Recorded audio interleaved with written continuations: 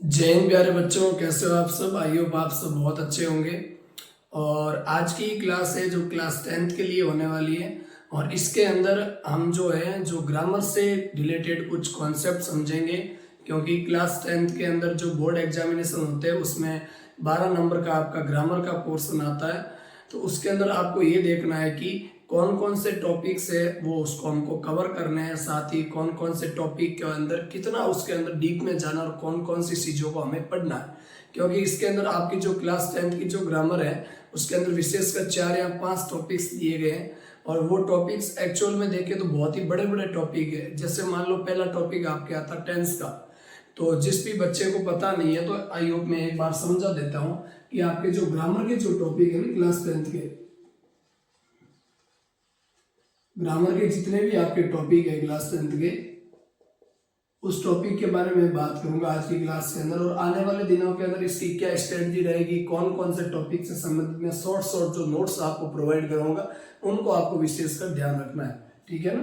तो पहला टॉपिक आता, सबसे पहला टॉपिक वो आपका आता है ये टेंस। ठीक है ना, टेंसेज। उसके बाद में आपका दूसरा टॉपिक आता वो आता है फिर वॉइस, इससे रिलेटेड। तीसरा टॉपिक आता वो डायरेक्ट इनडायरेक्ट, उसको आप नरेशन बोल सकते हो। ठीक है ना। और उसके बाद में 4 नंबर पर जो टॉपिक आता वो आता सिंटेक्स, मतलब सब्जेक्ट वर्ब एग्रीमेंट। ठीक है ना, सब्जेक्ट वर्ब एग्रीमेंट, आगे करके एग्रीमेंट। ठीक है। और उसके बाद 5 नंबर पर जो टॉपिक आता वो आता क्वेश्चन फार्मिंग और क्वेश्चन टैग। ठीक है ना, क्वेश्चन फार्मिंग हो गया, साथ में क्वेश्चन टैग दोनों है ना, फार्मिंग और टैग दोनों। तो ये जो टॉपिक है आपके वो प्रत्येक ईयर जो आपके पेपर्स में पूछे जाते हैं। इसके अंदर विशेष जो योगदान रहता है टेंस 4 नंबर का आता है। वॉइस प्रत्येक बार 2 साल से मतलब कई सालों से 2 नंबर का ही 2 क्वेश्चंस देता है। प्रत्येक क्वेश्चन 1 नंबर का, 2 क्वेश्चंस 2 नंबर के। नरेशन भी 2 नंबर का, सब्जेक्ट वर्ब एग्रीमेंट से भी 2 नंबर आते हैं, और क्वेश्चन फार्मिंग से भी 2। एक क्वेश्चन इसके अंदर क्वेश्चन टैग का आता है, एक क्वेश्चन इसके अंदर क्वेश्चन फार्मिंग का आता है। तो जिस भी विद्यार्थी को, जो भी विद्यार्थी क्लास 10th बोर्ड में है और है इस बार क्लास 10th कर रहा है, तो साथ ही आपको ये ध्यान रखना है कि इन टॉपिक को आपको विशेषकर पढ़ के जाना है, क्योंकि इन टॉपिक से रिलेटेड ही क्वेश्चंस आपके हाफ ईयरली पेपर्स और साथ ही जो ईयरली पेपर होते हैं उनमें भी पूछे जाएंगे। तो देखो टेंस अपने आप में जैसे वैसे आप टेंस पढ़ोगे तो टेंस अपने आप में बहुत बड़ा चैप्टर है। ठीक है ना, इसको आपको पढ़ने में बहुत समय भी लगेगा, साथ ही इसको समझने भी, और इसकी कितनी गहराई तक जाना है, किसी भी चीज को कितनी लिमिट या कितनी हद तक पढ़ना है, हमारे लिए विशेषकर बात वो महत्व करती है। हमें कौन कौन से इसके अंदर कौन कौन से जो आपके मतलब समझे कॉन्सेप्ट पढ़ने हैं, कौन कौन से कथनों पर स्टेटमेंट पर आपको ध्यान देना है। ठीक है ना, कौन कौन सी टाइप्स पढ़नी है इससे समझ लो। उसके बाद वॉइस, ये भी अपने आप में बहुत मतलब बड़ा टॉपिक है। ठीक है ना, नरेशन इसकी तो कुछ कह ही नहीं सकते, बहुत बड़ा टॉपिक है ये अपने आप में। बहुत बड़े कहने का मतलब ये कि इस टॉपिक को आप अच्छे से कवर करते हो तो कम से कम मैक्सिमम आपको 4 या 5 क्लासेज अच्छे से 1-1 घंटे की, साथ ही आपको 10 क्लासेज तक आपको जाना पड़ता है। लेकिन आपके कोर्स के अंदर कौन कौन सी टाइप्स आई और कौन कौन सी टाइप का प्रत्येक ईयर जो एग्जामिनर है वो क्वेश्चन पूछता है उन टाइप का उपयोग करके, तो वो टाइप्स ही मैं आपको करवाऊंगा। ठीक है ना। और उसके बाद में सब्जेक्ट वर्ब एग्रीमेंट और क्वेश्चन टैग दे, तो टोटली 12 नंबर का था। 4 ये हो गए, 4 ये 8 और 4 ये 12। तो पिछली बार भी 12 नंबर की ग्रामर पूछी गई थी। तो आई होप आपको ये 4 टॉपिक समझ में आए होंगे। 5 टॉपिक मैंने बताए। इन्हीं टॉपिक से रिलेटेड दो कई सालों से जो बोर्ड एग्जामिनेशन जो आपके बोर्ड का जो पैटर्न होता है इन्हीं टॉपिक्स को फॉलो करता है, इन्हीं टॉपिक से रिलेटेड क्वेश्चंस उठाता। प्रत्येक टॉपिक से 10 से 4 नंबर का क्वेश्चंस पहले भी आता था, इस बार भी आगे भी आएगा। ठीक है ना। वॉइस से 2 नंबर का क्वेश्चन आता है, इस बार नरेशन से 1 नंबर का क्वेश्चन कर दिया। लेकिन हमें 1 नंबर के क्वेश्चन के लिए भी इस नरेशन को पूरा अच्छे से पढ़ना पड़ेगा। हमें पता नहीं कौन सी टाइप से रिलेटेड कौन सा क्वेश्चन आ जाए। जब हम बोर्ड के PYQ जो क्वेश्चन है उन क्वेश्चन को हम एनालिसिस करेंगे तब हमें पता चलेगा कि आखिरकार कौन सा क्वेश्चन है वो हमें प्रत्येक बार रिपीट हुआ या कौन सी टाइप रिपीट हुई है। और एग्जामिनर है जो पूछ पेपर बनाने वाला है ना, वो कितनी हद तक नीचे मतलब टॉपिक के अंदर गहराई तक गया है, ऊपर ऊपर से नॉर्मल बेसिक क्वेश्चन पूछे, उसके ऊपर जैसा पैटर्न है उसके अकॉर्डिंग मैं आपको करवाऊंगा। तो आज की क्लास शॉर्ट में, बस ज्यादा इसमें टाइम नहीं लूंगा। लॉन्ग क्लास से जब भी मेरे को टाइम मिलेगा तब मैं इसके ऊपर विशेष कर टेंस के ऊपर सारी की सारी टाइप से वो बिना किसी बैकग्राउंड में आके आपको अच्छे से मैं कवर करवाऊंगा। वॉइस की भी, नरेशन की भी, सब्जेक्ट वर्ब एग्रीमेंट की इसमें रूल है, क्वेश्चन टैग फॉर्मिंग की और टैग की, क्वेश्चन बनाते कैसे और क्वेश्चन टैग पॉजिटिव का नेगेटिव सारी चीजें मैं आपको बताऊंगा इसी चैनल के माध्यम से। तो आज की क्लास के अंदर मैंने सोचा थोड़ा जिक्र कर ले कौन कौन से टॉपिक आते हैं जिन बच्चों को पता नहीं। तो ओवरऑल हमारे जो ग्रामर आती है वो 12 नंबर की आती है। कितने नंबर की आती है? 12 नंबर की। ये हमारी ग्रामर की जो स्ट्रेटजी है वो रहने वाली। और इस टॉपिक को हम सबसे पहले हम कवर करेंगे टेंस को, क्योंकि टेंस को कवर करना बहुत अच्छे से जरूरी है। और जब टेंस से रिलेटेड वॉइस है, वॉइस से रिलेटेड इसका नरेशन है, इससे रिलेटेड सब्जेक्ट वर्ब एंड और सब्जेक्ट वर्ब एग्रीमेंट्स, इस सभी से रिलेटेड ये टॉपिक एक दूसरे से जुड़े हुए हैं। और इन टॉपिक में सभी में आपको देखने का विशेष कर आपको किसका योगदान मिलेगा, सभी टॉपिक है वो टेंस से रिलेटेड। आपने टेंस को 12 टेंसेज होते हैं, 12 टेंसेज को आपने अच्छे से कवर कर लिया। अच्छे से कवर करने का मतलब विशेष विशेष जो बातें वो आपने यदि पढ़ भी ली ना, तो इसके बारे में आपको कोई समस्या देखने को नहीं मिलेगी।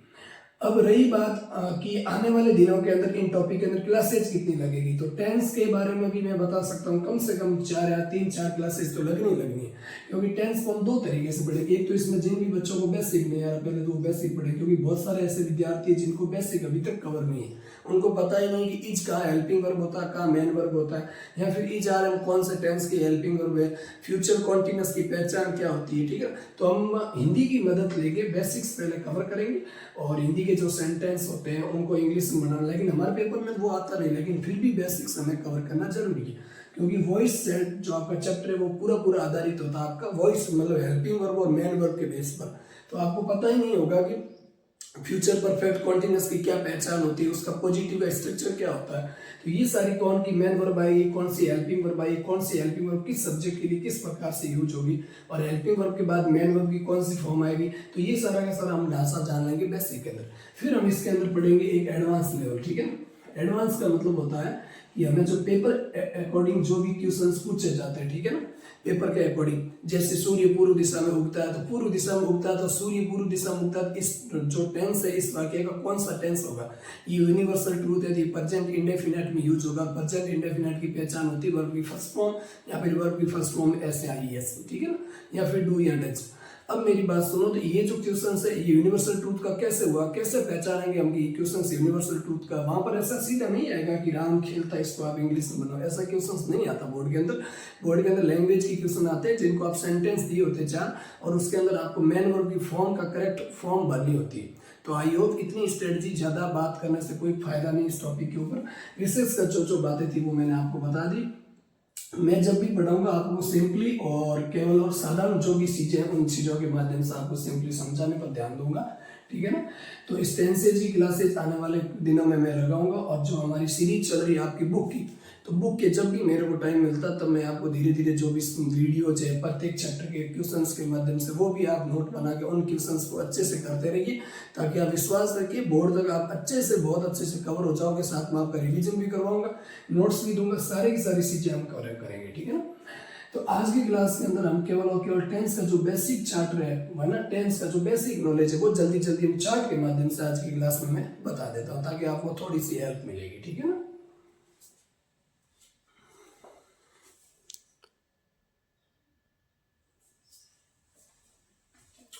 देखो विद्यार्थियों, सबसे पहला आपको टेंस होता है वो 3 टाइप्स का होता है। वैसे तो ग्रामेरियन टेंस को 2 प्रकार का ही मानते हैं, प्रेजेंट और पास्ट। इतना आपको डीप में नहीं जाना, आपको 3 टाइप से अकॉर्डिंग ही टेंस पढ़ना जितना आपके सिलेबस में दे रखा। तो फर्स्ट होता है आपका प्रेजेंट, ठीक है ना, हम कभी बात करेंगे बेसिक मुद्दों पर प्रेजेंट होता क्या है, ठीक है, फ्यूचर टेंस क्यों नहीं होता, ये बाद में हम बात करेंगे। उसके बाद में दूसरा हो गया आपका पास्ट, ठीक है, और तीसरा हो गया आपका फ्यूचर। एक ही स्लाइड के ऊपर हम इसके बारे में अच्छे से बात कर लेंगे, प्रेजेंट, पास्ट और फ्यूचर। अब आप देखिए प्रत्येक जितने भी टेंस होते हैं प्रत्येक टेंस के 4 सब पार्ट्स होते हैं, मतलब 3 प्रकार का तो टेंस खुद होता है, 3 टाइप्स ऑफ टेंस, ठीक है ना, present tense, past tense, future tense, है ना। तो प्रेजेंट वर्तमान काल, भूतकाल, भविष्य काल, ये बेसिक की चीजें आपको बताने की जरूरत नहीं मेरे को। अब मेरी बात सुनो, इसके अंदर हम थोड़ी थोड़ी हेल्पिंग वर्ब के माध्यम से इनकी सभी की आइडेंटिफाई क्या होती है वो पहचानते हैं, क्लियर। अब उसमें हमें ये देखना होगा कि प्रत्येक टेंस को आपको पता है कि प्रत्येक टेंस के जो होते हैं सेंटेंस के आधार पर देखें तो प्रत्येक टेंस के जो भाग होते हैं आपके वो 4 भाग तो आपको पता ही है। प्रत्येक भाग के भाग होते हैं वो भाग सभी के सेम होते हैं। जैसे पहला भाग होता है इंडेफिनिट, यहाँ होता है सिंपल, ठीक है ना, और दूसरा भाग होता है कॉन्टिन्यूअस, तीसरा भाग होता है परफेक्ट और चौथा भाग होता है परफेक्ट कॉन्टिन्यूअस। ये सभी टेंसेज के अंदर 4 भाग कॉमन होते हैं, लेकिन आपको ये ध्यान रखना है कि प्रेजेंट के अब सभी के भाग कॉमन होते हैं। कैसे पता चलेगा प्रेजेंट कौन सा परफेक्ट है, कौन सा कॉन्टिन्यूस है, तो इसके आगे इसका नाम जोड़ देते टेंस का। अब कॉन्टिन्यूस के आगे पास्ट जोड़ा, पता चल गया पास्ट कॉन्टिन्यूस। फ्यूचर के आगे मतलब परफेक्ट लगाया, पता चल गया मतलब फ्यूचर परफेक्ट है। तो आई होप ये चीज आपको समझ में आई होगी कि मतलब भाग होते हैं वो सभी टेंसेज के कॉमन होते हैं, ठीक है ना। पहला भाग होता है इंडेफिनिट, मैं लिख के भी बता देता हूँ आपको। प्रेजेंट का जो पहला भाग होता है वो होता है प्रेजेंट इंडेफिनिट। कौन सा होता है? Present indefinite. ये प्रेजेंट का पहला भाग होता है, ठीक है ना। प्रेजेंट इंडेफिनिट या इसी भाग का जो दूसरा नाम है वो है आपका सिंपल प्रेजेंट। क्या है? Simple present. ये इसका दूसरा नाम है, इसी भाग का दूसरा नाम है। अब सिंपल प्रेजेंट की जो पहचान होती है ना, इस सिंपल प्रेजेंट की पहचान होती है आपकी दो तरीके से। एक तो मैन वर्ब की फर्स्ट फॉर्म का प्रयोग होता है इसके अंदर, और इसके अंदर एक मैन वर्ब की फर्स्ट फॉर्म के साथ एस या ईएस का प्रयोग होता है। तो ये दो पहचान होती है इस टेंसेज की। अब आप कहोगे दो पहचान कैसे होती है, ठीक है ना, कौन सी पहचान कैसे होती है, कौन सी पहचान का यूज कहाँ होता है, तो ये बेसिक्स की बात है। जब मैं अच्छे से आपको क्लासेस लगाऊंगा, स्टार्ट करूंगा, टेंस को अच्छे से समझाऊंगा, तब उसके अंदर हम जानेंगे, ठीक है ना। अब दूसरी इसके अंदर एक और पहचान होती है डू, जो हेल्पिंग वर्ब होती है इस टेंस की, वो आपकी होती है डू या फिर डज और प्लस मैन वर्ब की फर्स्ट फॉर्म। ये रटाया रटाया मैटर है, आपने भी सुना होगा कि डू डज का प्रयोग फर्स्ट फॉर्म, डू डज के पीछे वर्ब की फर्स्ट फॉर्म का प्रयोग होता है। अब ये पता नहीं बच्चों को डू डज के पीछे वर्ब की फर्स्ट फॉर्म का प्रयोग ही क्यों होता है, डू डज के पीछे वर्ब की फर्स्ट फॉर्म में मैन वर्ब में एस और यस क्यों नहीं लगता। तो ये सारी की सारी चीजें जब आप क्लास लोगे तब क्लास में आपको अच्छे से कवर हो जाएगी। अब आपको यहाँ पे मैं कुछ दिनों के लिए याद करने के लिए ये देता हूँ हाल फिलहाल के लिए कि मैन वर्ब की फर्स्ट फॉर्म और मैन वर्ब की फर्स्ट फॉर्म के साथ एस और यस ये कौन से टेंस की पहचान है, मतलब कौन से टेंस में आ सकती। तो प्रेजेंट इंडेफिनिट है, सिंपल प्रेजेंट बात है, इतनी बात बता रहा हूँ। फिर डू और डज का प्रयोग कौन से टेंस में होता है, तो होता है प्रेजेंट इंडेफिनिट में, ठीक है। अब दूसरा होता है फिर प्रेजेंट कॉन्टिन्यूअस, ठीक है, प्रेजेंट कॉन्टिन्यूअस, ये दूसरा टेंस है present continuous, NUOUS present continuous, ठीक है। प्रेजेंट कॉन्टिन्यूअस ये दूसरा टेंस। प्रेजेंट कॉन्टिन्यूअस की पहचान क्या होगी, इच आर या फिर एम प्लस मैन वर्ब की फोर्थ फॉर्म, ठीक है ना। जल्दी जल्दी हम थोड़ा सा कवर कर देते हैं, या ऐसे करते हैं आज की क्लास के अंदर हम प्रेजेंट की पहचान पढ़ते हैं, ठीक है ना। पास्ट फ्यूचर की पहचान किसी अदर क्लास से हम और देखेंगे। चलो मैं साथ में करवा दे रहा हूँ। तीसरा होता है आपका प्रेजेंट परफेक्ट, ये टेंस होता है तीसरा, ठीक है ना। प्रेजेंट परफेक्ट की पहचान होगी एज या फिर है, दोनों में से एक प्लस मैन वर्ब की थर्ड फॉर्म, ठीक है। और अगला जो टेंस होता है वो होता है प्रेजेंट PRFECT प्रेजेंट परफेक्ट और फिर कॉन्टिन्यूअस। तो आप समझ गए होंगे किस टेंस की बात कर रहा हूँ मैं, ठीक है ना। तो प्रेजेंट परफेक्ट कॉन्टिन्यूअस में पहचान होती है आपकी है या वही है, बस same to same, plus being plus main verb की फोर्थ फॉर्म, ठीक है ना। और उसके बाद सिंस फॉर के साथ मिटाई। अब आपको ये पता होगा कि एचओ के बाद मैन वर्ब की थर्ड फॉर्म आती है, तो बीइंग को किस वर्ब की थर्ड फॉर्म है, चौथी फॉर्म कैसे आई। तो ये सारी की सारी चीजें हम बेसिक देखेंगे। केवल आपको बस इतनी चीजें आपको पहले मैं क्लासेज स्टार्ट करने से पहले ये चीज आपको याद होनी, पूछ भी लो ना एचओ कौन से टेंस में आता है, या एचओ के बाद में बीइंग लगे फिर मैन वर्ब की कौन सी फॉर्म का प्रयोग होता है। तो इस शॉर्ट क्वेश्चन आपको थोड़ा थोड़ा याद होना चाहिए। अब पास्ट में देखोगे तो आप पहला होता है आपका सिंपल पास्ट, सिंपल पास्ट जल्दी जल्दी देख लेते हैं। सिंपल पास्ट की भी दो पहचान होती है, एक तो मैन वर्ब की सेकंड फॉर्म का प्रयोग होता है तथा डिड प्लस वर्ब की फर्स्ट फॉर्म का प्रयोग होता है। ये दो पहचान होती है इस टेंस की। और कौन सी पहचान कौन से टेंस कौन से सेंटेंस में यूज होती है, पॉजिटिव में कौन सी आएगी, नेगेटिव इंटरोगेटिव कौन सी आएगी, सब्जेक्ट सिंगुलर होता तो भी वर्ब की सेकंड फॉर्म का प्रयोग, सब्जेक्ट प्लूरल होता तो भी वर्ब की सेकंड फॉर्म का प्रयोग, और सब्जेक्ट सिंगुलर प्लूरल दोनों के लिए हेल्पिंग वर्ब डिड का ही प्रयोग होता है। डिड के बाद में वर्ब की फर्स्ट फॉर्म कैसे, डिड पास्ट टेंस में आता फिर भी पीछे वर्ब की फर्स्ट फॉर्म कैसे आती मैन वर्ब की, ये चीजें हैं वो हम कभी बेसिक क्लास में आपको आराम से बताऊंगा मैं, ठीक है। आप आज फिलहाल यहाँ पर क्या बस नोट करते रहिए। दूसरा है पास्ट कॉन्टिन्यूअस, ठीक है, पास्ट कॉन्टिन्यूअस ये पूरा लिख देना आप, ठीक है ना। उसकी पहचान होती है आपकी वाज या फिर वर्ब प्लस मैन वर्ब की फोर्थ फॉर्म। आई होप आपको ये समझ में आया होगा। और उसके बाद में आपका पास्ट परफेक्ट, कौन सा है, पास्ट परफेक्ट। पास्ट परफेक्ट की क्या पहचान होती है विद्यार्थियों, पास्ट परफेक्ट की पहचान होती है हेड प्लस मैन वर्ब की थर्ड फॉर्म। आपको ये ध्यान रखना, हेड प्लस मैन वर्ब की थर्ड फॉर्म कौन सा टेंस में आती है, पास्ट परफेक्ट में आती है। चौथे नंबर पर जो टेंस आएगा वो आएगा आपका पास्ट परफेक्ट कॉन्टिन्यूअस, ठीक है ना। समझ जाना इसको, टाइम कम होने की वजह से मैं आपको शॉर्ट में दे रहा हूँ, क्योंकि शॉर्ट नोट्स के बारे में क्या लिखा है, शॉर्ट नोट्स है ना, क्लास 10 के शॉर्ट नोट्स किसके, आज हम पढ़ रहे हैं टेंस के, किसके पढ़ रहे हैं, टेंस के, ठीक है। तो इसकी पहचान यही होगी बस, हेड प्लस बीन, और ये चार्ट आपका वॉइस में बहुत अच्छे से आपकी मदद करेगा। मैन वर्ब की फोर्थ फॉर्म, साथ ही सिंस फॉर के साथ में टाइम, कहाँ सिंस लगता है, कहाँ फॉर लगता है, वो भी मैं बात बताऊंगा। तो इस टेंस के अंदर हमने ये जाना कि मैन वर्ब की सेकंड फॉर्म का प्रयोग, साथ में डिड और वर्ब की फर्स्ट फॉर्म का प्रयोग भी सिंपल पास्ट टेंस में था। पास्ट कॉन्टिन्यूअस में वाज वर्ब के साथ मैन वर्ब की चौथी फॉर्म आती है। वाज कहाँ था, वर्ब कहाँ था, यहाँ आई सिंगुलर कैसे हो जाता, वो भी मैं बताऊंगा। हेड के बाद मैन वर्ब की थर्ड फॉर्म क्यों आती है, ये भी कारण बताऊंगा, और कौन से टेंस में आती है आपने पता होगा, पास्ट परफेक्ट में आती है, ठीक है ना। और कभी हम वर्ब की फॉर्म पर भी चर्चा कर लेंगे।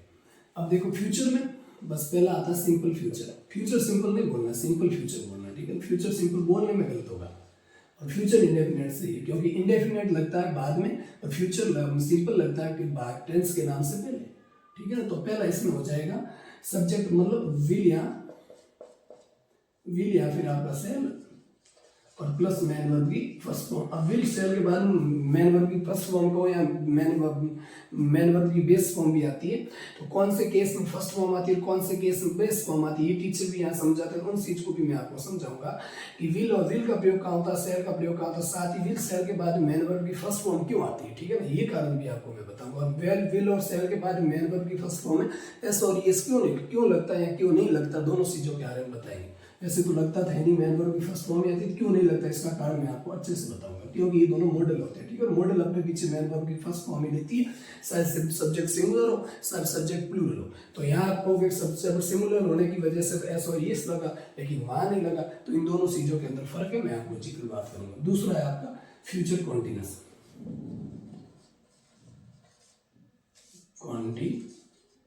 फ्यूचर कॉन्टिन्यूस की पहचान होती बस विल और सेल। अब जो टीचर कहते हैं कि विल और सेल के बाद में मतलब वर्ब, जो भी आपने पढ़ा होगा बुक्स वगैरह से कि विल और सेल मॉडल के बाद में वर्ब की फर्स्ट फॉर्म आती है, तो विल और सेल के बाद में वर्ब की वर्ब फॉर्म में फिर बी की जगह इज आना चाहिए, क्योंकि इज आ रहा है होती फर्स्ट फॉर्म, बी तो बेस फॉर्म होती है। तो ये चीज भी मैं आपको समझाऊंगा। तीसरा कौन सा है, तीसरा है फ्यूचर परफेक्ट। तीसरा आपका future perfect.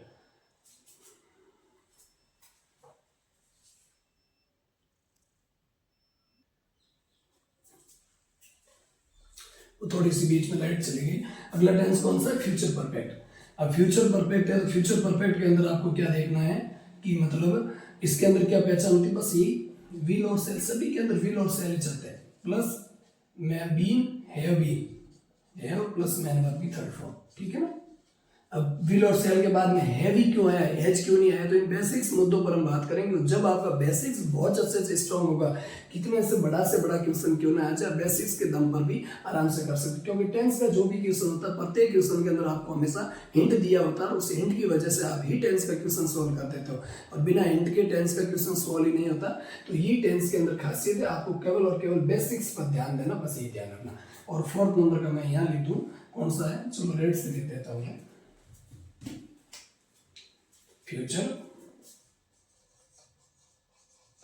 Future perfect continuous. अब ये टेंस होता है परफेक्ट कॉन्टिन्यूस, ये दो टेंस एक साथ में जुड़े होते हैं। जो चौथा भाग होता है परफेक्ट कॉन्टिन्यूस, इसमें दो टेंस, एक परफेक्ट और एक कॉन्टिन्यूस। यहाँ तो देखो कॉन्टिन्यूस अलग है, यहाँ परफेक्ट अलग है, या दोनों इस सब में मर्ज हो जाते हैं, दोनों जुड़ जाते हैं आपस में। तो परफेक्ट की क्या पहचान होती है, कॉन्टिन्यूस की क्या पहचान होती है, ये मैं प्रत्येक टेंस 12 मतलब छोटे 12 भाग बना दूंगा, उसके अंदर हम चर्चा कर लेंगे प्रत्येक टेंस की, ये टेंस। और 12 क्लासेस के अंदर आपका टेंस जीवन भर के लिए कभी आपको वापस पढ़ना ही नहीं होगा, या फिर हम लॉन्गली बड़ी 4 या 5 क्लासेस के अंदर अच्छे से इसको पूरे टेंस को खत्म कर लेंगे। और जो पीवाई के क्वेश्चंस आए और मोस्ट इंपोर्टेंट क्वेश्चंस है, उन क्वेश्चंस पर भी हम चर्चा करेंगे। तो आप इसकी पहचान क्या होगी, इसकी पहचान आप ध्यान रखना है, विल और सेल प्लस उसके बाद में have plus being plus main verb की फोर्थ फॉर्म, ठीक है ना, समझ में आएगा। और उसके साथ सिंस और फ्रॉम या फॉर। आप मेरी बात सुनो, कुछ कहीं कहीं देखने को यही मिलता है कि सिंस में टाइम बताने के लिए फॉर की जगह सिंस की जगह मतलब फ्रॉम का प्रयोग होता है फ्यूचर का टाइम बताने के लिए। फ्यूचर परफेक्ट कॉन्टिन्यूअस के अंदर टाइम बताने वाली दो प्रीपोजिशन आती है, तो सिंस और एक और फॉर। तो बाकी टेंसेज में तो सिंस और फॉर आता है, लेकिन फ्यूचर परफेक्ट कॉन्टिन्यूअस के अंदर कहीं की जो आपका सिंस की जगह फ्रॉम का यूज भी मिलता है। तो उस बात पर भी जिक्र करेंगे कि वो कॉन्सेप्ट भी क्या है। तो आई होप आपको यही चीज समझ में आई होगी। आज की क्लास के अंदर हमने टेंस का बेसिक शार्ट्स देखा और बेसिक नोट्स देखे टेंस के। हमने जाना कि प्रत्येक टेंस की अपनी अपनी क्या आइडेंटिफाई है, क्या पहचान है। प्रेजेंट इंडेफिनिट में मेन वर्ब की फर्स्ट फॉर्म और मेन वर्ब की फर्स्ट फॉर्म के साथ एस और एस लगता। साथ ही इस टेंस की helping verb do does plus main verb की फर्स्ट फॉर्म होती है, क्योंकि प्रत्येक टेंस की हेल्पिंग वर्ब होती है। लेकिन इसके अंदर सबसे बड़ी बात यह है कि दो ऐसे टेंस है, प्रेजेंट इंडेफिनिट और पास्ट इंडेफिनिट। इस टेंस के अंदर हेल्पिंग वर्ब का प्रयोग, इस टेंस का जो पहला सेंटेंस होता है पॉजिटिव वाक्यों के अंदर हेल्पिंग वर्ब का प्रयोग नहीं होता। तो यहाँ से गड़बड़ी हो जाती है। इसीलिए क्या होता है कि पॉजिटिव वाक्य के लिए मेन वर्ब का प्रयोग करते हैं और जो नेगेटिव और इंटेरोगेटिव वाक्य उनमें हेल्पिंग वर्ब का प्रयोग करते हैं। इसीलिए इनकी दो पहचान होती है, ठीक है ना। पॉजिटिव के लिए अलग, नेगेटिव इंटरोगेटिव सेंटेंस के लिए। बाकी सबकी देखोगे, देखो पास्ट कॉन्टिन्यूअस की was verb plus main verb की एक पहचान, इसकी helping verb head plus main verb की थर्ड फॉर्म एक ही पहचान, इसकी भी एक ही पहचान, ठीक है ना। और प्रेजेंट कॉन्टिन्यूअस की पहचान क्या होती है, is are plus main verb की फोर्थ फॉर्म। तो ये बेसिक चीजें ज्यादा जिक्र करने की बात नहीं, आपको आती होगी। फ्यूचर में पहले में विल सेल सिंपल आता, मेन वर्ब की फर्स्ट फॉर्म, पूर्व के बाद विल सेल के बाद बी लग के फिर मेन वर्ब की फोर्थ फॉर्म लगती। अब ये भी देखना विल सेल के बाद में डायरेक्ट मेन वर्ब की फोर्थ फॉर्म क्यों नहीं लगती, बी क्यों लगता, इसका कारण भी हम बताएंगे आपको। Future perfect will shall plus have plus main verb की थर्ड फॉर्म और हैव के बाद में बीइंग लगा के मेन वर्ब की फोर्थ फॉर्म लगा के कौन सा बन गया, फ्यूचर परफेक्ट कॉन्टिन्यूअस। तो आई होप आज की क्लास के अंदर हमने ये जाना कि टेंस के जो बेसिक्स कौन कौन से टेंस के भाग होते हैं और प्रत्येक जो पार्ट होता है ओवरऑल आपके 12 टेंसेज की क्या अलग अलग पहचान होती है और कौन से टेंस के अंदर हेल्पिंग वर्ब आती है और कौन से टेंस के अंदर पॉजिटिव वाक्य में हेल्पिंग वर्ब नहीं आती, ये भी बात की हमने। और क्यों नहीं आती इसका कारण हम कभी और जिक्र करेंगे। साथ ही रटा रटाई बात की मैं आपको 1% भी रखने की बात नहीं कहता हूँ। सिंपली आपको समझना है कि विल सेल का प्रयोग फ्यूचर में होता है, विल सेल के बाद में बी लग के मेन वर्ब की फोर्थ फॉर्म का प्रयोग फ्यूचर कॉन्टिन्यूअस में होता है, विल सेल के बाद में हैव लग के मेन वर्ब की थर्ड फॉर्म का प्रयोग फ्यूचर परफेक्ट में होता है। और फ्यूचर परफेक्ट कॉन्टिन्यूअस की पहचान होती है विल सेल के बाद में हैव लगाओ, फिर बीन लगाओ, फिर मेन वर्ब की फोर्थ फॉर्म लगाओ और उसके बाद में सिंस फॉर के साथ में या फ्रॉम फॉर के साथ में क्या लगता है, टाइम लगता है। तो आई होप आज की क्लास कैसी लगी आप कमेंट में मुझे कमेंट बॉक्स में कमेंट करके अच्छे से बताइए, ताकि मैं नेक्स्ट वीडियो किस टॉपिक पर लाऊं। और साथ ही साथ कल की क्लास के अंदर वॉइस के जो बेसिक्स नोट जो आपका चार्ट वाइज जो नोट्स है, क्योंकि वॉइस भी जो 12 टेंसेज होता है उसमें से 8 टेंसेज का ही वॉइस बनता है। तो passive voice based on tense, उसके आधार पर मैं आपको छोटा सा एक चार्ट कल की क्लास में और प्रोवाइड कर दूंगा। और आज की क्लास के लिए आपका होमवर्क केवल और केवल इसको अच्छे से पूरा आराम से याद करना, रटना नहीं, समझना पूरे से कौन सी पहचान क्या आती, डिड के बाद में क्या आता, डिड कौन से टेंस की पहचान है, ठीक है।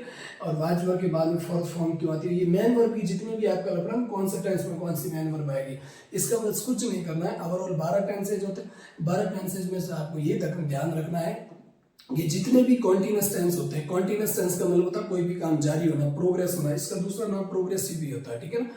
तो कॉन्टिन्यूअस टेंस की पहचान ये होती है और मेन वर्ब की फोर्थ फॉर्म में बताती है कोई भी एक्शन जारी है। इसलिए जितने भी कॉन्टिन्यूअस है, चाहे वो परफेक्ट कॉन्टिन्यूअस हो या प्योर कॉन्टिन्यूअस हो, सभी में मेन वर्ब की फोर्थ फॉर्म का प्रयोग होता है।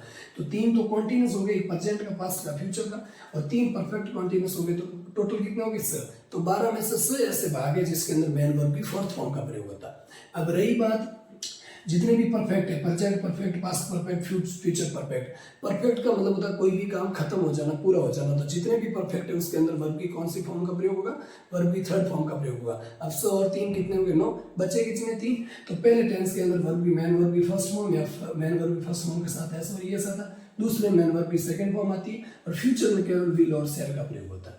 तो आई होप, और उसके साथ मेन वर्ब की फर्स्ट फॉर्म का प्रयोग होता है। तो आई होप इतना आपको समझ में आया होगा कि मेन वर्ब कौन से टेंस में कौन सी मेन वर्ब की फॉर्म आती है, क्योंकि टेंस के अंदर सारा का सारा खेल किसका, वर्ब का, वर्ब की ही फॉर्म आपको भरने को पूछी जाती है। तो आई होप आज की क्लास आपको अच्छे से समझ में आई होगी। मिलते हैं कल नेक्स्ट वीडियो में, तब तक के लिए जय हिंद।